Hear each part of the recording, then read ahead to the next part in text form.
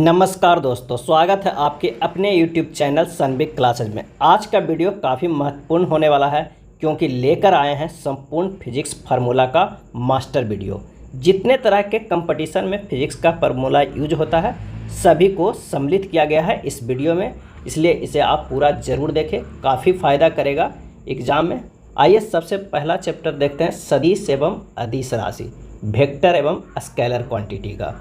यदि कोई दो सदिश ए और बी है, कोई दो सदिश राशि है ए और बी है, एक दूसरे से कितना थीटा कोण पर हो तो उसके परिणामों का परिमाण क्या होगा।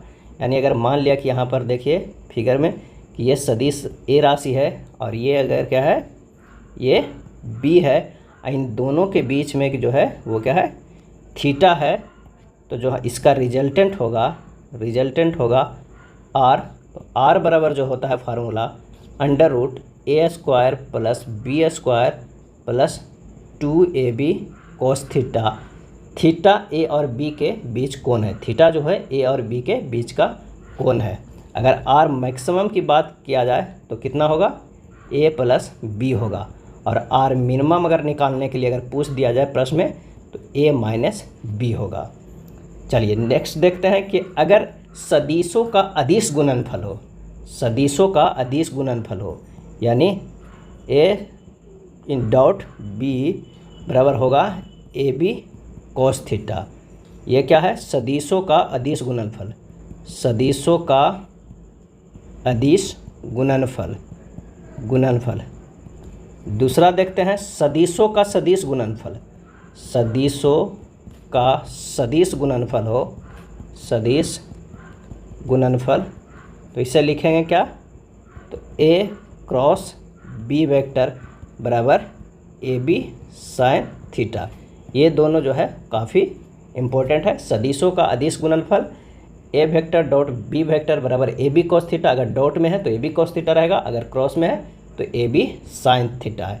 अगर इसका मैग्नीट्यूड निकालना हो, ए प्लस बी वेक्टर का मैग्नीट्यूड निकालना हो तो ये हो जाएगा under root a square plus b square plus 2ab cos theta, और magnitude a vector minus b vector के निकालना है तो ये हो जाएगा under root a square plus b square minus 2ab cos theta हो जाएगा। तो हमारे पास कितने आ गए, इतने फार्मूला जो है वो आ गया वेक्टर एवं स्केलर क्वांटिटी में। कभी कभी जो प्रश्न पूछा जाता है कि if magnitude of a vector plus b vector का बराबर हो जाता है magnitude of a vector minus b vector का, ये बराबर हो जाएगा तो then angle between a vector and b vector बराबर कितना होगा, तो a vector and b vector is हो जाएगा कितना, तो ये हो जाएगा π/2। ये काफ़ी बार प्रश्न पूछ देता है डायरेक्ट इसी तरह के। चलिए अब दूसरा चैप्टर चलते हैं, रेखीय गति में, कि चाल बराबर जो हमारे पास होगा, चाल बराबर क्या होता है दूरी बटा समय होता है। क्या होता है दूरी बटा समय होता है। और चाल जो हमारे पास है वो कौन सा राशि है, तो ये अदिश राशि है। क्या है अदिश राशि है। एक और पूछा जाता है बेग जो है वो क्या है सदिश राशि है, सदिश राशि है। अब बेग बराबर जो होता है वो विस्थापन बटा क्या होता है समय होता है। दूरी ये डिस्टेंस हो गया इंग्लिश में, और ये हो गया क्या है डिस्प्लेसमेंट। क्या हो गया डिस्प्लेसमेंट हो गया। क्या हो गया डिस्प्लेसमेंट हो गया। अब कभी कभी प्रश्न में त्वरण पूछा जाता है, तो त्वरण बराबर क्या होता है, तो त्वरण बराबर होता है वेग में परिवर्तन बटा होता क्या है समय होता है। वेग में परिवर्तन बटा समय होता है।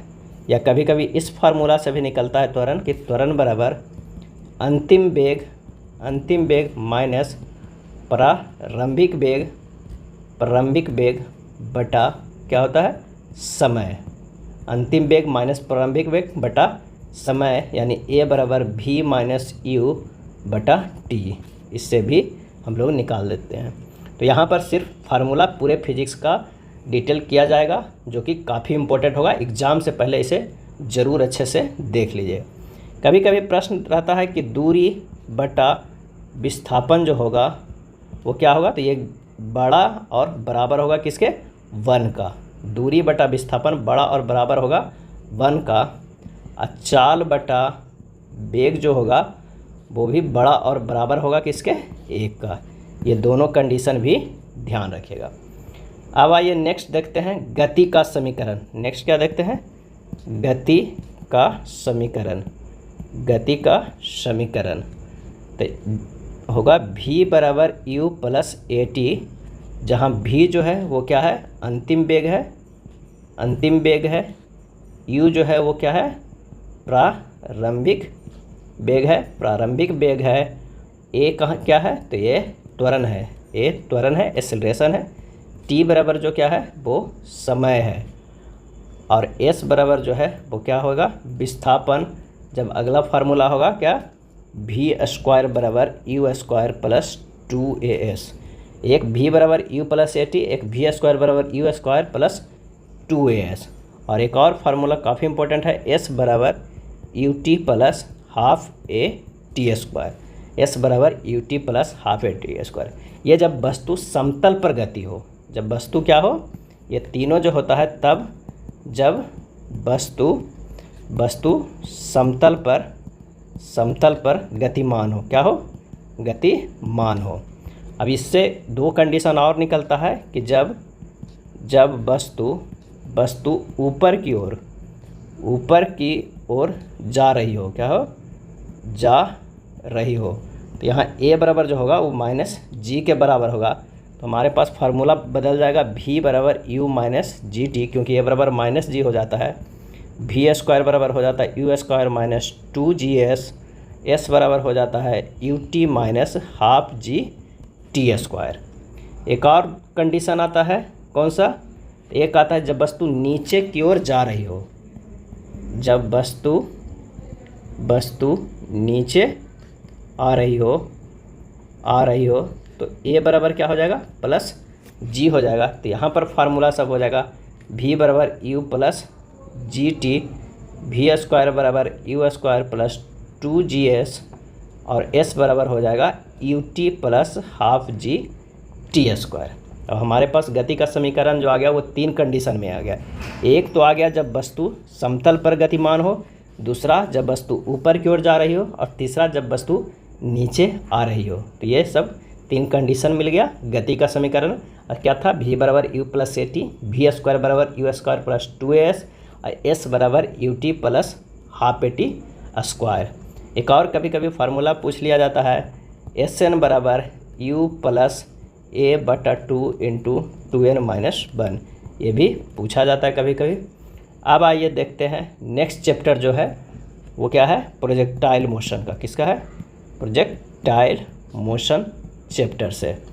अब यहाँ पर एक फिगर ड्रा से आप अच्छे से समझिएगा कि कोई भी जो है, कोई वस्तु को फेंका जा रहा है किस स्पीड से, तो ये फेंका जा रहा है u स्पीड से, और ये जो जाएगा वो क्या है, कितनी दूरी पर जाएगा, वो हो जाएगा रेंज। क्या हो जाएगा, r जो होगा वो परास हो जाएगा या रेंज हो जाएगा, और ये जो मैक्सिमम हाइट हुआ वो h मैक्स हो जाएगा।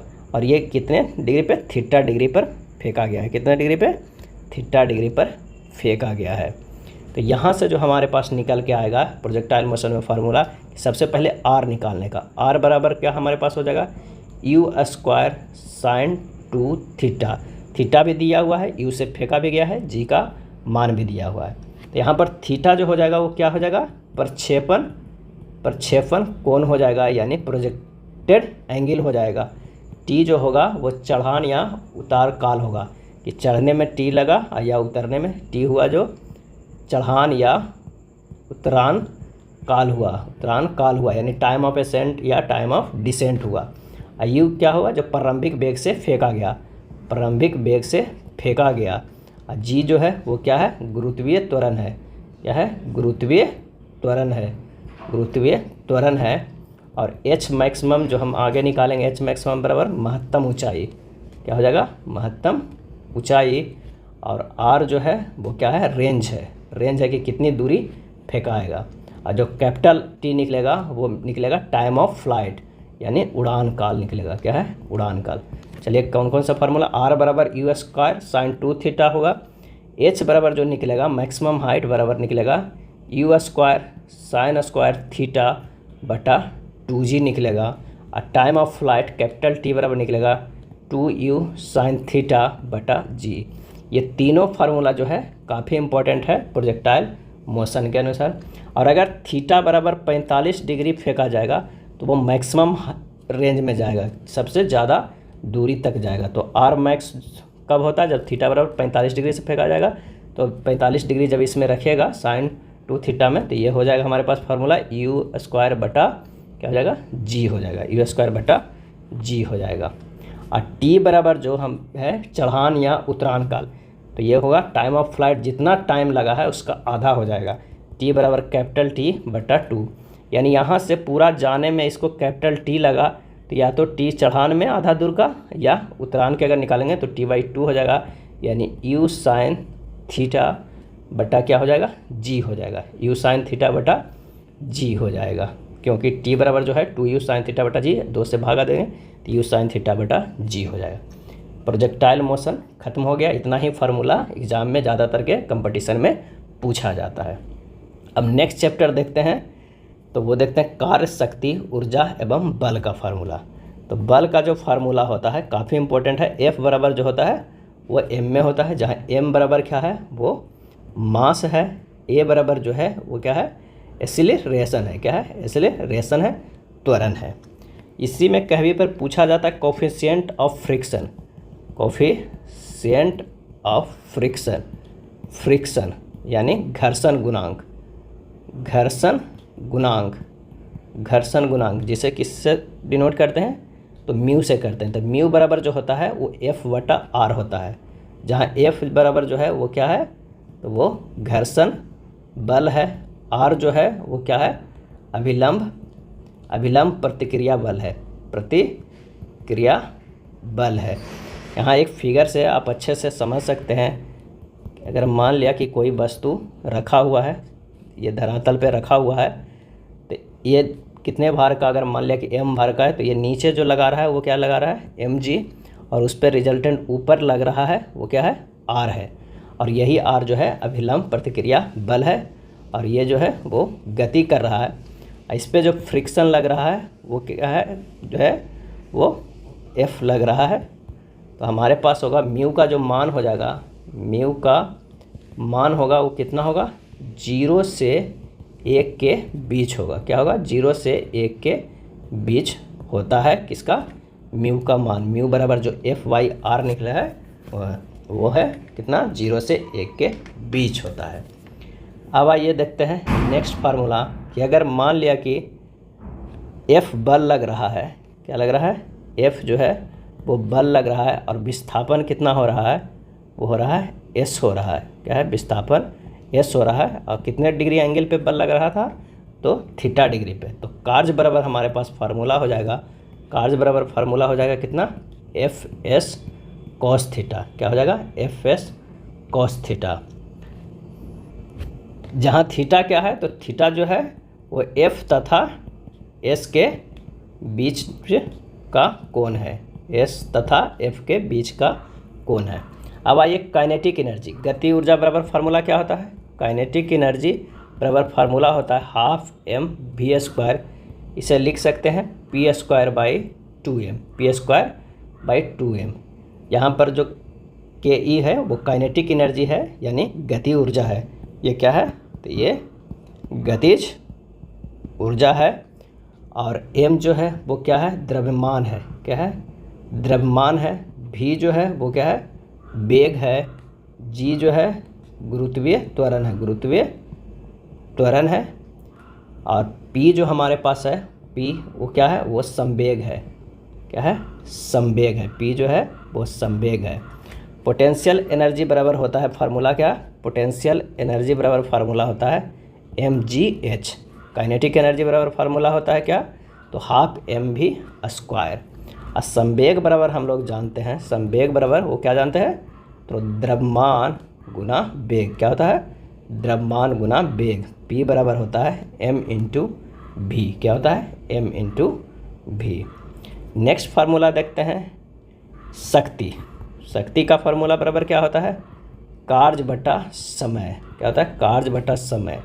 यानी शक्ति को अगर पी से अति करते हैं तो ये होगा W/T। तो W हमारे पास क्या हो गया, W बराबर हो गया कार्य। F बराबर तो पता ही है कि F बराबर जो है वो क्या है, वो बल है, A त्वरण है, S जो है वो विस्थापन है। अगला जो फार्मूला होगा P बराबर वो क्या होगा, Fs cos थीटा बटा T। अब Fs cos थीटा कहाँ से आ गया, तो W के हम मान रख दिए। W जो है वो जो कार्य है, और W बराबर हम लोग जानते हैं क्या है, तो Fs cos थीटा। W बराबर जो है वो क्या जानते हैं, Fs cos थीटा। तो P बराबर शक्ति बराबर होगा F cos थीटा बटा T। या कहीं पे P बराबर कार्य को mgh भी कह सकते हैं, तो mgh बटा T भी होता है। इस फार्मूला से भी शक्ति निकल सकता है। बल और समय का गुणनफल आवेग कहलाता है। आवेग बराबर क्या होता है, आवेग बराबर होता है बल गुना क्या होता है, समय। बल गुना समय होता है। बल और समय का गुणनफल आवेग कहलाता है। आवेग में इंग्लिश में अगर इसे कहते हैं तो ये इम्पल्स हुआ। चलिए नेक्स्ट फार्मूला देखते हैं ग्रेविटेशन का, गुरुत्वाकर्षण का। गुरुत्वाकर्षण का अगर मान लिया कि दो वस्तु है m1 और m2 का, किसका, m1 और m2 का, और ये कितने दूरी पर स्थित है, इन दोनों के बीच के जो दूरी है वो r है। इन दोनों के बीच एक गुरुत्वाकर्षण बल लगता है। क्या लगता है, गुरुत्वाकर्षण बल लगता है। और वो गुरुत्वाकर्षण बल F बराबर होता है Gm1m2/r², जहाँ G का मान होता है 6.67 गुना 10 के पावर -11 न्यूटन मीटर स्क्वायर पर kg² होता है। अब यहाँ पर जो है F बराबर क्या हो गया, ये तो बल हो गया। G बराबर जो हुआ सार्वत्रिक क्या है, गुरुत्वाकर्षण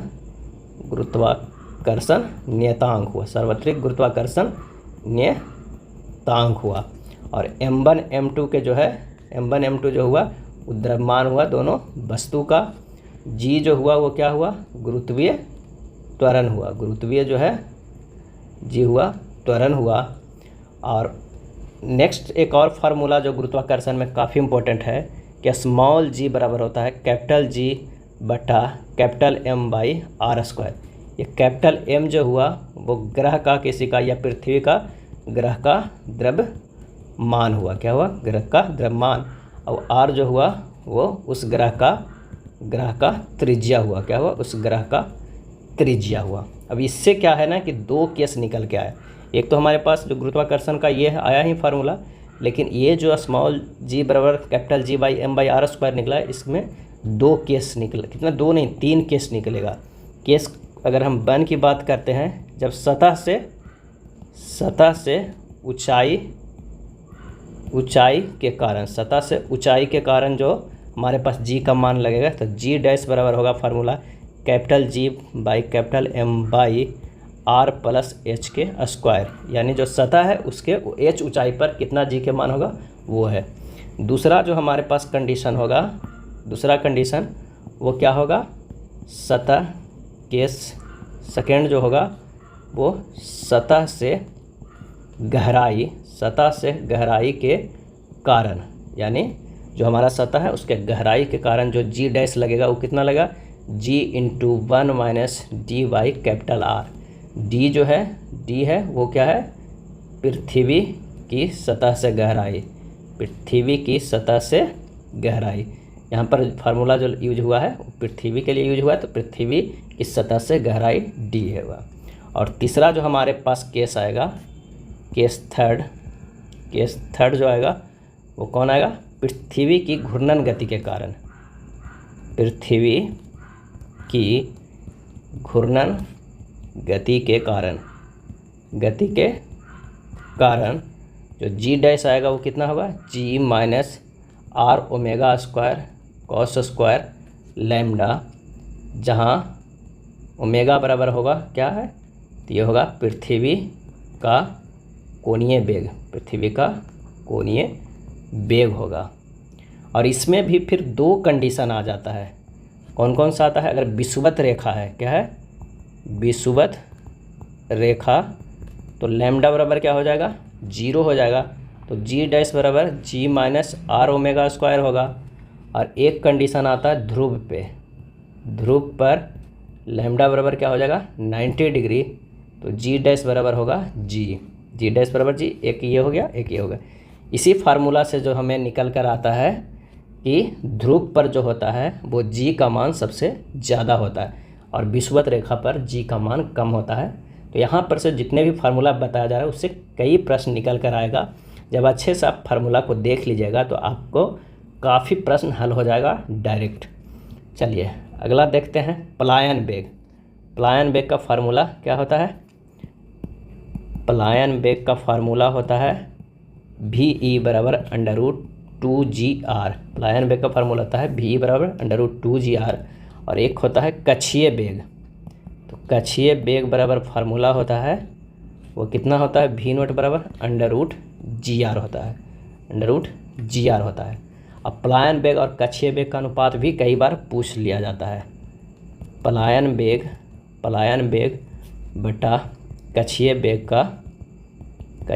का अनुपात कितना हो जाएगा, यानी ये VE बटा V0 का अनुपात हो जाएगा कितना √2/1। क्या हो जाएगा √2/1।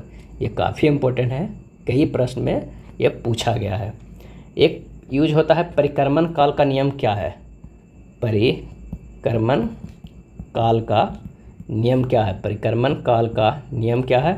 तो T² proportional to RQ, T² proportional to RQ।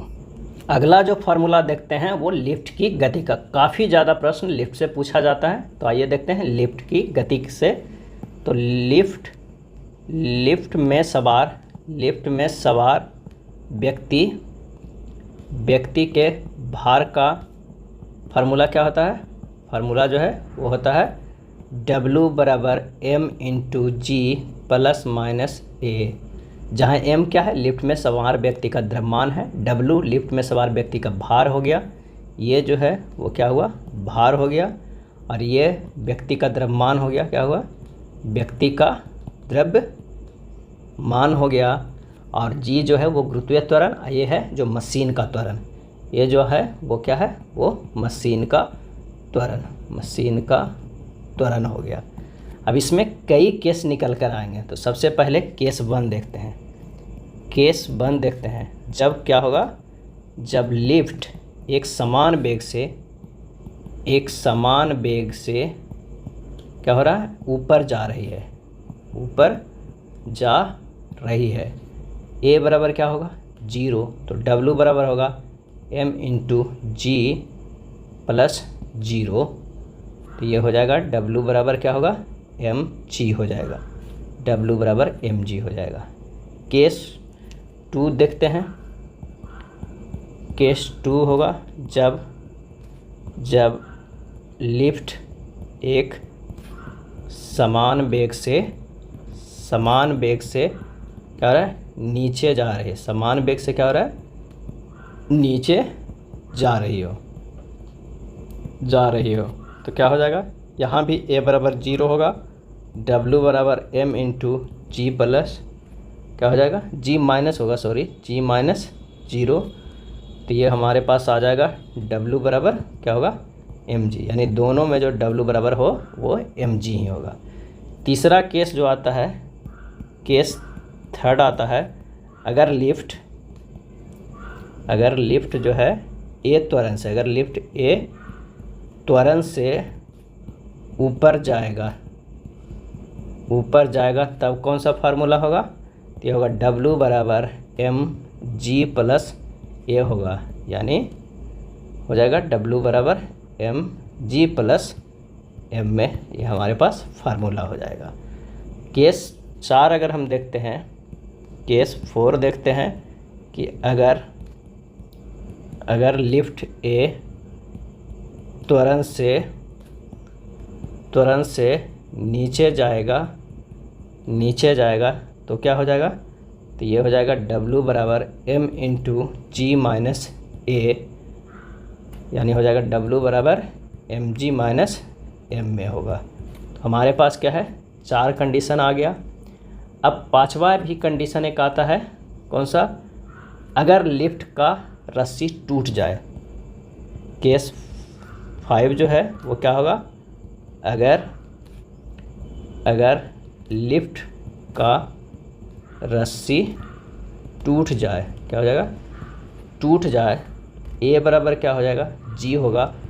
W बराबर होगा एम इंटू जी माइनस जी, क्योंकि टूट जाएगा तो नीचे क्यों हो जाएगा, तो ये क्या हो जाएगा, ये निगेटिव हो जाएगा, तो जी माइनस जी, तो डब्लू बराबर जो हो जाएगा 0। यहाँ जो भार हो जाएगा वो क्या हो जाएगा, 0 के बराबर हो जाएगा। एक और केस है, केस नंबर कितना, 6। केस नंबर 6, ए ग्रेटर देन जी हो तो जी हो और क्या है, तथा लिफ्ट जो है वो लिफ्ट क्या है, नीचे जा रही हो, यानी तेज़ी से नीचे जा रही हो, तो W बराबर होगा m इंटू जी माइनस ए। डब्लू यहाँ क्या हो जाएगा, क्या होगा, निगेटिव, क्योंकि ए जो है वो ग्रेटर देन जी है। तो इस स्थिति में लिफ्ट में सवार व्यक्ति लिफ्ट की छत से जा सकेगा, लिफ्ट में जो रहेगा वो छत से जा सकेगा, क्योंकि वो हाई स्पीड एक्सेलरेशन से नीचे जा रहा है, जी के मान से ज़्यादा जा रहा है, तो हो जाएगा। चलिए नेक्स्ट चैप्टर का फार्मूला देखते हैं, ठीक है। तो सर्कुलर मोशन का सबसे पहले एक फिगर ड्रा कर लेते हैं। यहाँ पर देखते हैं कि एक जो हमारे पास भी से यहाँ सर्कुलर मोशन पे वो मूव कर रहा है, भी से अंदर जो हमारे पास एक फोर्स लग रहा है वो कितना लग रहा है, एफ लग रहा है, और ये AC हो जाएगा, और इन की दूरी जो है वो कितना है, R रेडियस का। तो यहाँ पर जो हो जाएगा अभिकेंद्र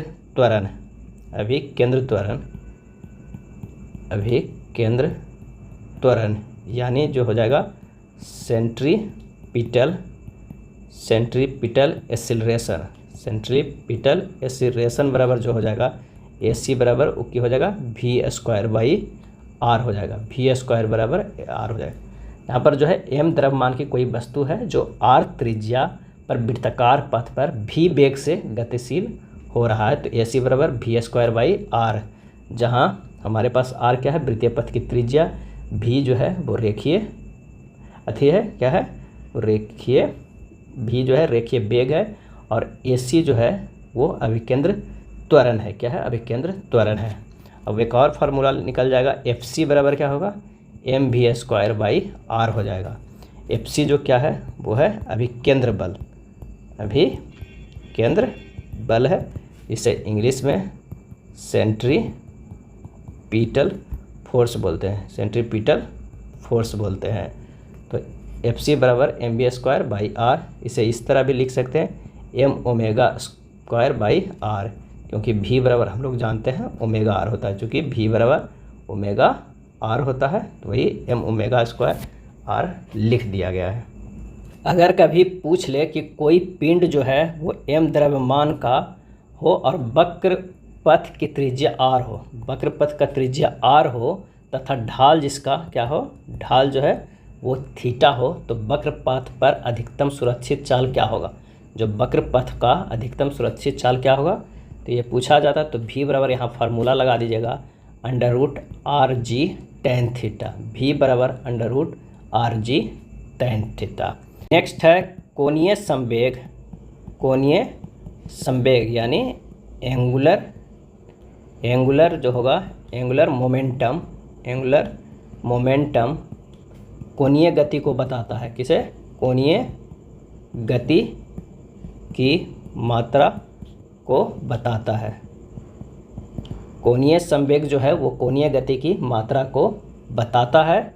कोणीय संवेग बराबर फार्मूला हो जाएगा, कोणीय संवेग बराबर फार्मूला हो जाएगा द्रव्यमान गुना वेग गुना क्या हो जाएगा, त्रिज्या, यानी L बराबर mv/r हो जाएगा, L बराबर mv/r हो जाएगा। नेक्स्ट फार्मूला जो है वो क्या है, दाब बराबर जो फार्मूला होता है वो बल बटा क्या होता है, क्षेत्रफल होता है, बल बटा क्षेत्रफल होता है। दाब का मात्रक क्या है, पास्कल।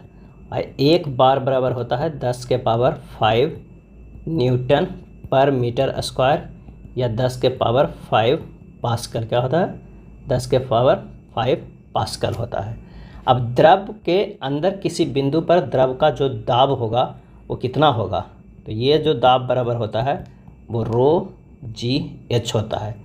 द्रव के अंदर किसी बिंदु पर द्रव का दाब, आइए यहाँ पे लिख देते हैं, द्रव के अंदर किसी बिंदु पर द्रव का जो दाब होगा बराबर होगा, दाब बराबर दाब बराबर ρ/g/h होगा, जहाँ रो बराबर क्या है, द्रव का घनत्व है, h जो है वो क्या है, जितनी गहराई पर हो क्या हो, गहराई है, और g जो है वो क्या है, गुरुत्वीय त्वरण है। घनत्व बराबर हमारे पास फार्मूला क्या आ जाएगा, घनत्व बराबर फार्मूला आ जाएगा द्रव्यमान बटा क्या हो जाएगा, आयतन।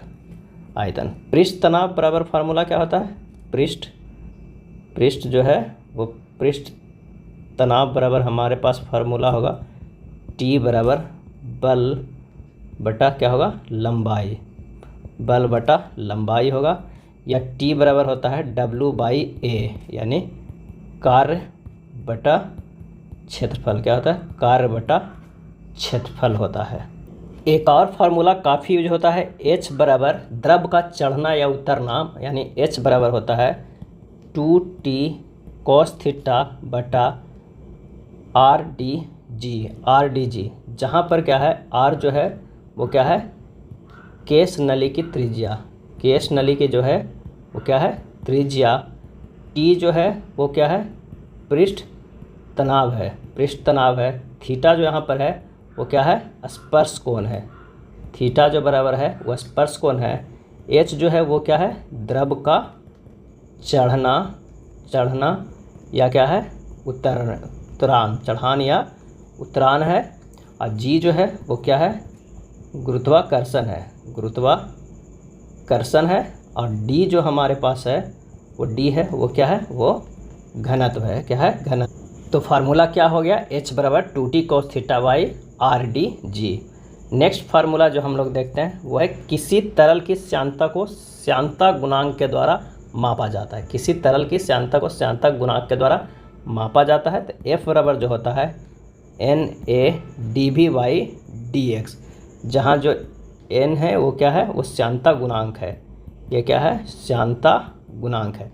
किसी तरल की श्यानता को श्यानता गुणांक के द्वारा मापा जाता है, तो जो N है वो श्यानता गुणांक है, F जो है वो क्या है, श्यान बल है, क्या है, श्यान बल है, और A जो है वो है प्रत्येक परत का क्या है, ये क्षेत्रफल है। तो dV/dx बराबर होगा वेग प्रवणता, क्या होगा, ये वेग प्रवणता है। तो फार्मूला हमारे पास आ गया F बराबर न्यू, इसे बोलते हैं न्यू A dV/dx, dV/ क्या हो जाएगा, dx हो जाएगा। स्टोक का नियम भी डायरेक्ट पूछ लिया जाता है ऑप्शन में कि स्टोक का नियम क्या है, तो स्टोक का नियम F बराबर जो होगा 6π/r/v, जहाँ n जो है श्यानता गुणांक है, r त्रिज्या है, v जो है वेग है, और f जो है बल है। r त्रिज्या की गोली किसी पूर्णतः समान वाले तरल माध्यम से v वेग से गति करे तो गोली पर कार्य करने वाला श्यान बल जो होता है वो f है। r त्रिज्या की कोई गोली है जो किसी पूर्णतः समान वाले तरल माध्यम से v वेग से गति करे तो गोली पर जो कार्य करने वाला श्यान बल है वो f होता है। बर्नौलीज थ्योरम भी डायरेक्ट कभी कभी पूछ लिया जाता है। बर्नौली का सिद्धांत बराबर होता है P + हाफ रो V² + रो GH बराबर क्या हो जाएगा, कांस्टेंट, क्या हो जाएगा, कांस्टेंट, जहाँ P क्या है, P बराबर दाब हो जाएगा, H बराबर गहराई हो गया, रो बराबर हो गया घनत्व, क्या हो गया, घनत्व, अब V बराबर जो हो गया वो वेग। यह है बर्नौली का सिद्धांत, काफ़ी इम्पोर्टेंट है, इस पर भी कभी कभी प्रश्न पूछ लिया जाता है। नेक्स्ट देखते हैं, परिवर्तित लंबाई तथा मूल लंबाई के अनुपात को विकृति कहते हैं, स्ट्रेन कहते हैं। विकृति यानी स्ट्रेन। स्ट्रेन बराबर हम लोग फार्मूला जानते हैं क्या, तो ये जानते हैं फार्मूला क्या, स्ट्रेन बराबर हम लोग फार्मूला जानते हैं परिवर्तित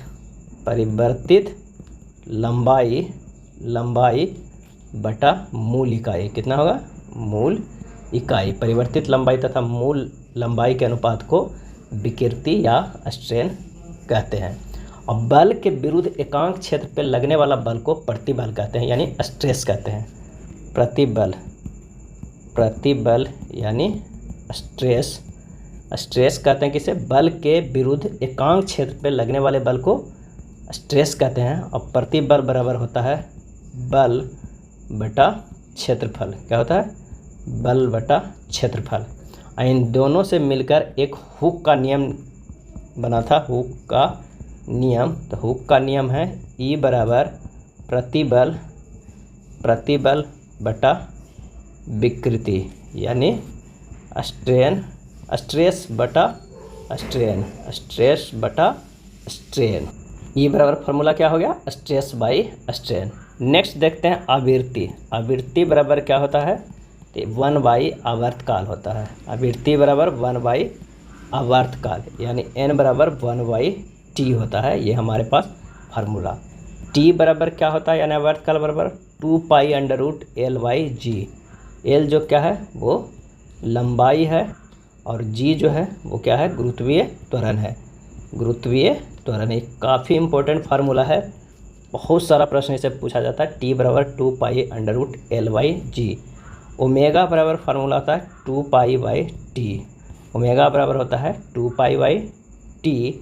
और आवृत्ति बराबर होता है तरंग की लंबाई अब बटा क्या होता है, आवर्तकाल। क्या होता है, आवर्तकाल। यानी हम लिख सकते हैं इसे v बराबर lambda by T.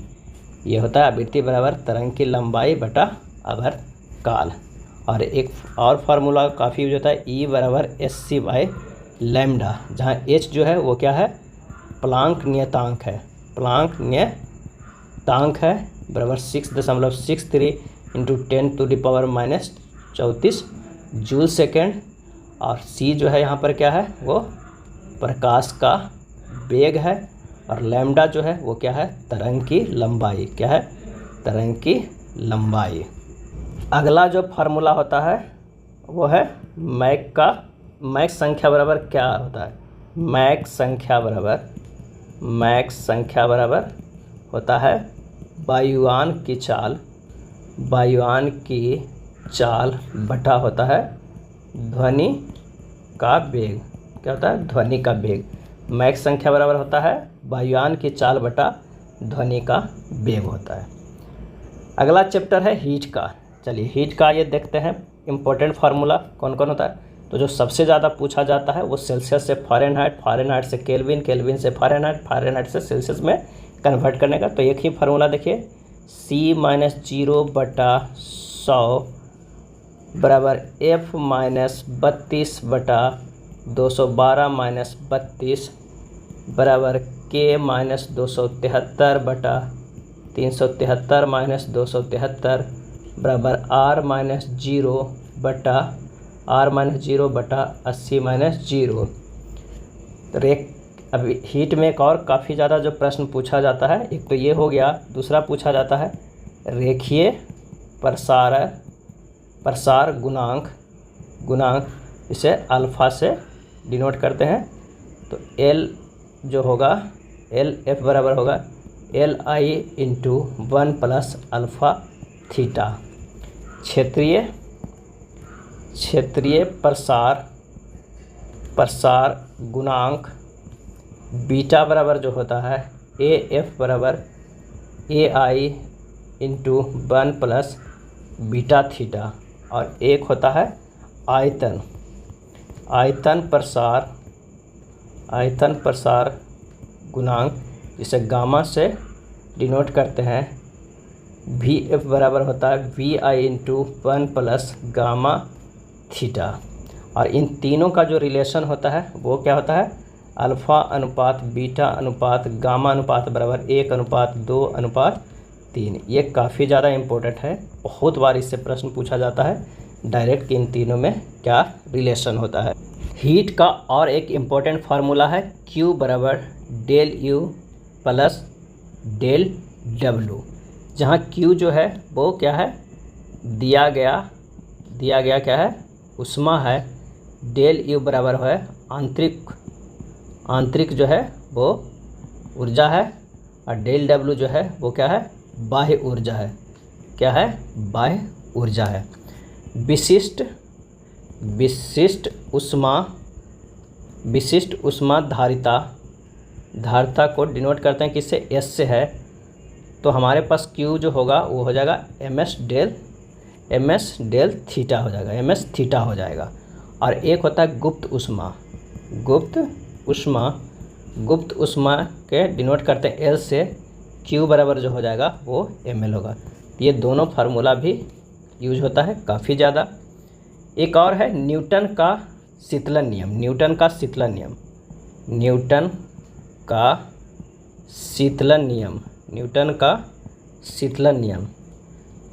Q1 minus Q2 बटा T बराबर K into Q1 plus Q2 बटा 2 माइनस Q नोट।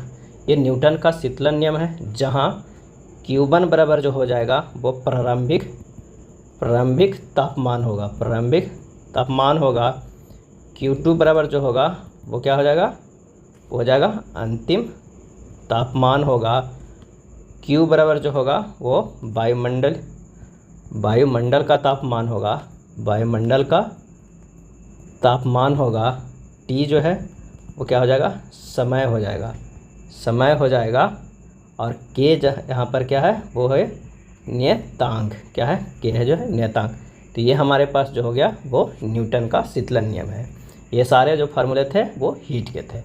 अब आइए काफ़ी इम्पोर्टेंट टॉपिक और सबसे ज़्यादा प्रश्न फिजिक्स में इसी से पूछा जाता है, प्रकाश यानी लाइट का।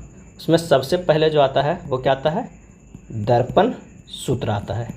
दर्पण सूत्र बराबर होता है वो क्या होता है, 1/v प्लस 1/u बराबर 1/f, जहाँ u जो है वो क्या है, वस्तु की दूरी है, v जो है वो क्या है, प्रतिबिंब दूरी है। क्या है, प्रतिबिंब दूरी है। और f जो है वो क्या है, फोकस दूरी है। क्या है, फोकस दूरी है।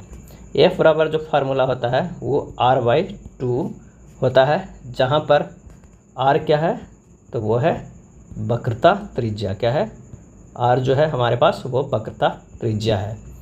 दर्पण में एक और यूज होता है आवर्धन, जिसे m से कहते हैं डिनोट। इसका मतलब होता है -v/u, m बराबर होता है -v/u। दर्पण सूत्र की ही तरह एक होता है लेंस सूत्र। क्या होता है, लेंस सूत्र होता है। लेंस सूत्र हो जाएगा 1/v माइनस 1/u बराबर 1/f। दर्पण सूत्र में 1/v प्लस 1/u होता है, यहाँ 1/v माइनस 1/u होता है बराबर 1/f। ये लेंस सूत्र है। लेंस की फोकस दूरी निकालने का सूत्र क्या हो जाएगा, फोकस दूरी f बराबर जो हमारे पास हो जाएगा वो क्या है, फोकस दूरी। f बराबर फोकस दूरी, म्यू बराबर जो है वो लेंस का अपवर्तनांक। क्या है, अपवर्तनांक। और r1 r2 जो है वो क्या है, त्रिज्या है। तो लेंस की फोकस दूरी कैसे निकलेगा, तो 1/f बराबर mu minus 1 into 1/r1 plus 1/r2। काफ़ी ये इम्पोर्टेंट फार्मूला है। 1/f बराबर mu minus 1 into 1/r1 plus 1/r2। और लेंस की अगर क्षमता निकालना हो, लेंस की क्षमता अगर निकालना हो तो P बराबर होगा 1/f, यानी 1/फोकस। लेकिन फोकस दूरी तब जब f जो हो वो किस में हो, मीटर में हो। 1/f तब होगा जब f बराबर हो मीटर में हो। अब लेंस की समतुल्य क्षमता बराबर क्या होगा, अगर मान लिया कि यहाँ पर जो है वो 2 लेंस दिया हुआ हो। क्या है, 2 लेंस दिया हो और कितनी दूरी पर हो, d दूरी पर इसका क्षमता P1 हो और इसका P2 हो। तो लेंस की समतुल्य क्षमता बराबर क्या हो जाएगा, तो P बराबर हो जाएगा P1 plus P2 minus D into P1 into P2। P बराबर P1 plus P2 minus D into P1 into P2। प्रकाश में एक और पूछा जाता है स्नेल्स लॉ। क्या है, स्नेल्स लॉ। स्नेल्स लॉ बराबर फार्मूला होता है साइन आई बटा साइन आर बराबर म्यू आर बटा म्यू आई बटा म्यू भी होता है, जहाँ आई हमारे पास क्या है, आई जो है आई बराबर आपतन कोण, आई जो है वो आपतन कोण है, आर जो है अपवर्तन कोण है। क्या है, अपवर्तन कोण है। म्यू आई जो है वो आपतित किरण वाले माध्यम जो है, आपतित किरण वाले माध्यम का क्या है, अपवर्तनांक है, अपवर्तनांक है म्यू आई। और म्यू आर जो है अपवर्तित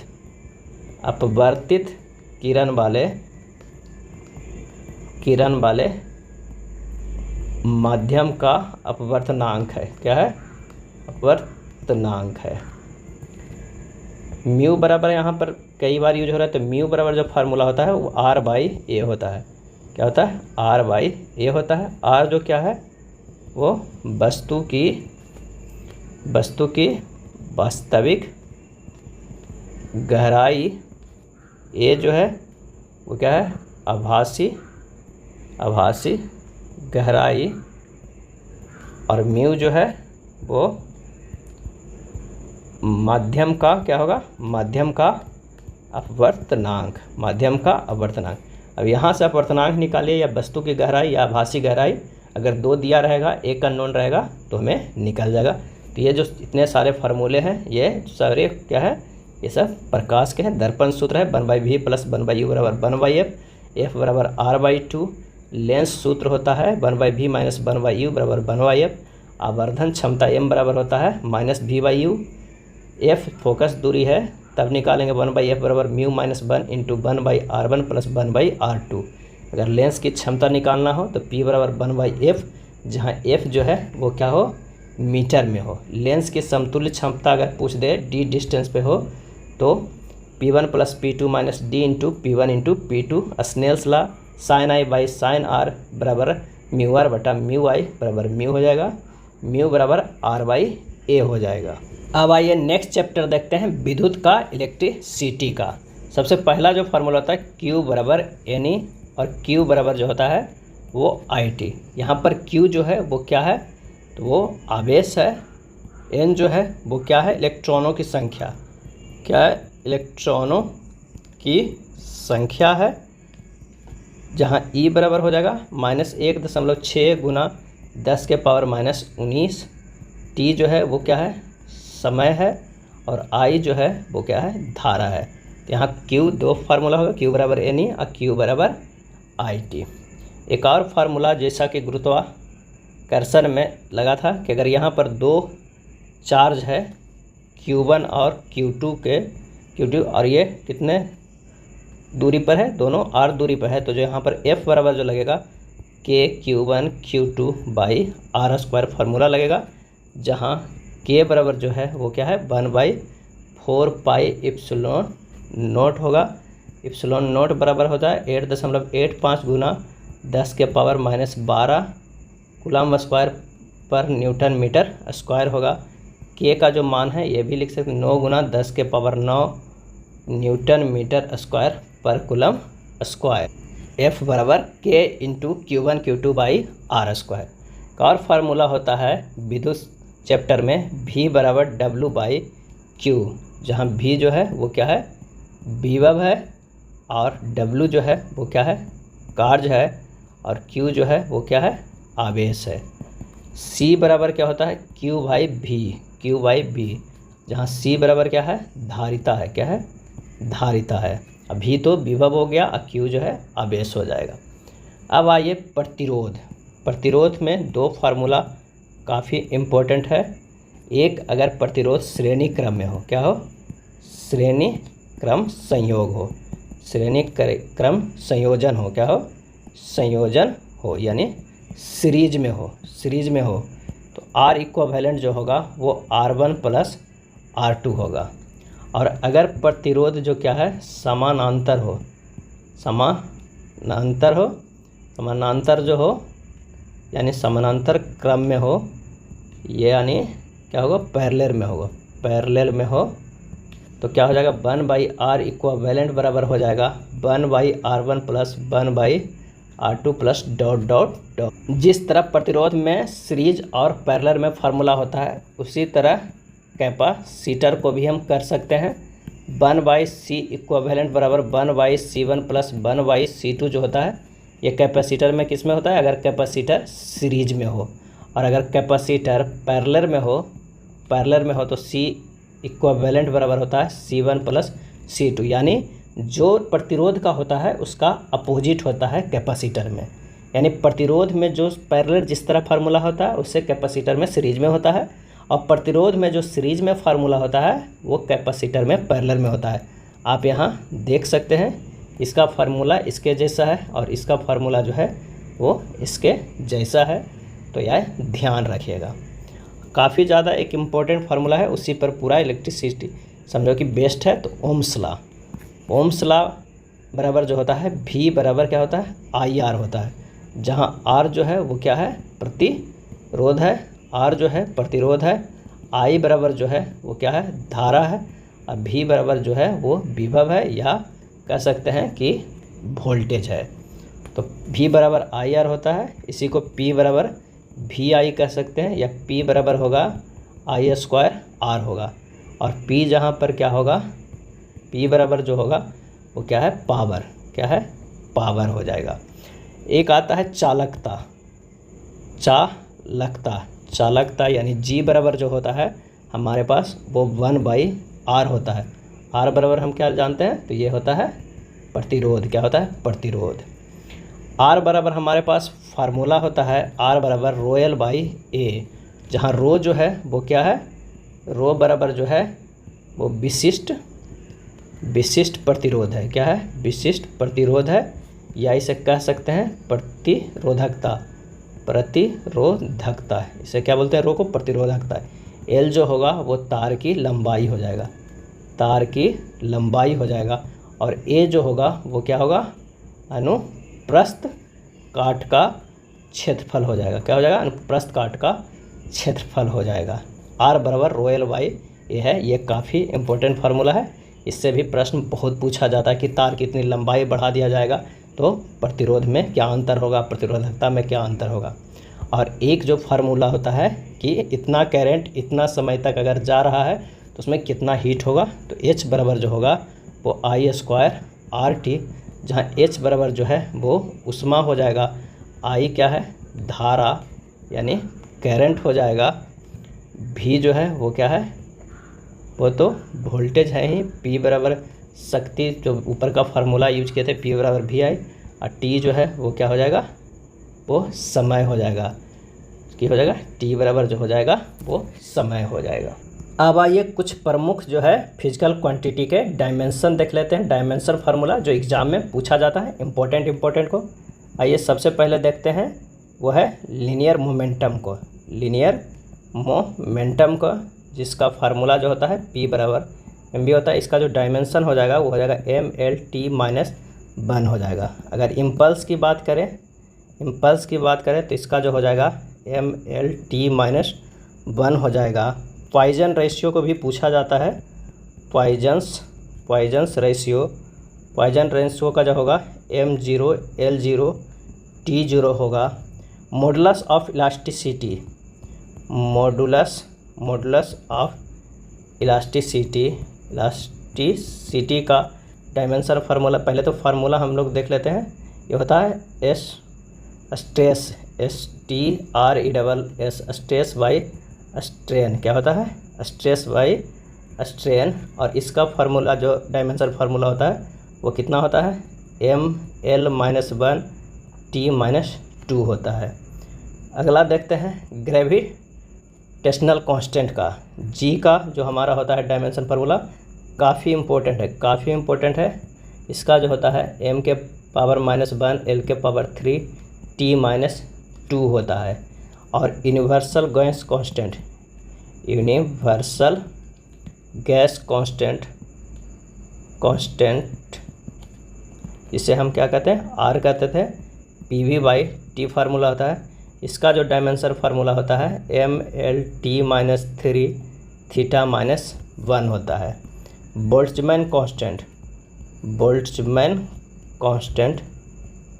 कांस्टेंट K बराबर होता है R/N। इसका जो डायमेंशन फार्मूला होता है ML² T-2 θ-1।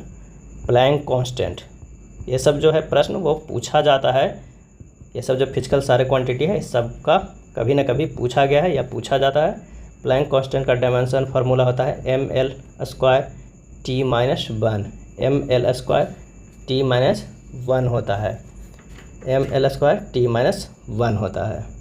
एरिया का डायमेंशन फार्मूला क्या हो जाएगा एरिया का, तो ये हो जाएगा M0L² T0 हो जाएगा। अगर हम वॉल्यूम की बात करें, वॉल्यूम के तो हो जाएगा M0L3 T0 हो जाएगा। और स्पीड की अगर हम बात करें, स्पीड के तो होगा M0L T-1 हो जाएगा। और फिजिकल क्वांटिटी कितने हैं, 7 है। जो हमारे पास फिजिकल क्वांटिटी है, फिजिकल क्वांटिटी वो कितने हैं, तो ये 7 हैं। कौन कौन है, एक तो लेंथ है, मास है, टाइम है, टेम्परेचर है, करंट है, लाइट इंटेंसिटी है, क्या है, लाइट इंटेंसिटी है, और एक और है अमाउंट ऑफ सब्सटेंस, क्या है, अमाउंट ऑफ सब्सटेंस, क्या है, सब्सटेंस। ये जो 7 है वो फिजिकल क्वांटिटी है, 7 बेसिक यूनिट है। ये था फिजिक्स का ओवरव्यू फार्मूला। जल्द ही हम एक एक टॉपिक से जितने भी न्यूमेरिकल बन सकते हैं सभी लेकर आएंगे। तो आप हमारे चैनल पे बने रहें, अपने दोस्तों को शेयर करें, और नए हैं तो चैनल को सब्सक्राइब ज़रूर करें। धन्यवाद।